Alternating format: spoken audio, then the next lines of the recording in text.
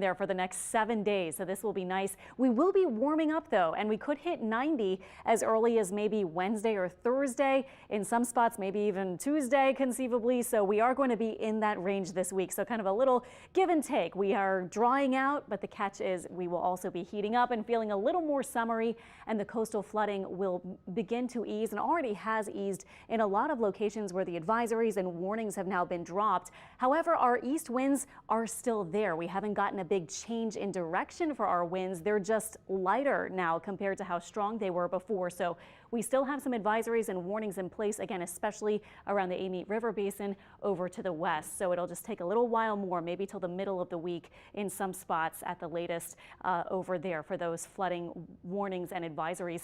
It's nice to see the winds slacking off a little tonight and temperatures in the lower 70s north, middle 70s south of the lake. And our wake up forecast on your Monday morning, not so bad. We will have some clouds, but overall I think it'll be comfortable. North Shore lows about 65, South Shore maybe upper 60s to about 70 or so, and those winds from the east maybe 3 to maybe 5 or 10 miles per hour at the highest. And then tomorrow during the day, high temperatures around 88. Now today we hit 87 at the airport, so we'll be right in the same range. And again, we're just edging up little by little, closer and closer to 90.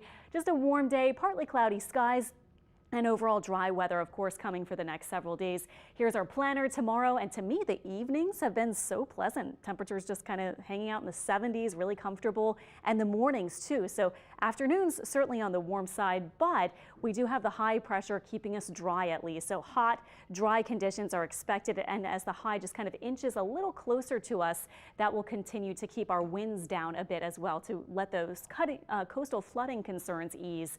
One thing to point out is that sometimes with these big high pressure systems, it kind of begins to dry out the air a little bit. So it'll certainly be kind of humid, a little bit summery feeling, but at least our dew point temperature is only hovering in the 60s to about 70 through most of this week. Once it gets way into the 70s or even near 80, that's when you get that really summertime muggy sort of feel. And we just won't be there yet this week. So it's kind of like a mini summer sort of feel, not the full on blast of summer that we're going to be getting pretty soon.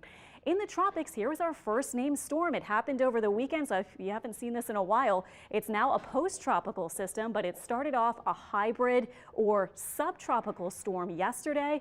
Then it became tropical this morning, a fully tropical storm. It is so tiny, though. Now it's showing where the low pressure is. You can barely see anything. So this didn't affect land. Not a big deal, but is officially the first named storm. And the next name that we'll be watching for on the list is Bill. Recent rain, by the way, just to look at this really quickly and appreciate our nice dry forecast. This month, we're almost 9 inches above average. We've gotten nearly 13 inches of rain just in May at the International Airport. And this year, we've gotten over 42 inches of rain. That's nearly 20 inches above average. And somebody I heard earlier, and a lot of times we hear, oh, it's like Seattle this time of year, but notice that the entire average for a whole year of rain in Seattle is just under 40 inches. We've already had more than that just up till May 23rd in New Orleans. But of course, the thing differing between New Orleans and Seattle is the number of rainy days per year. So in New Orleans, we get bigger chunks of rain in about 114 days for the average. In Seattle, there's lighter rain, but spread out over more days. So anyway, kind of interesting that Seattle gets the big reputation for being so rainy, and we're already above their yearly total for the average. Our 7-day forecast, here we go. Don't have to talk about rain. We're done talking about it. The rest of this week, we're going to talk about dry weather, heating up, coastal flooding issues easing in the next couple of days, and even into next weekend, we're just looking for maybe a slight chance for a stray shower. Now, most afternoons are going to be quite dry for all of us, but I wouldn't rule out maybe just a stray shower, but at this point, they're not really enough to put in big rain chances at all this week. So I hope you enjoy it, but be ready for that slightly more summer-like feel. Loving the dry weather. College baseball conference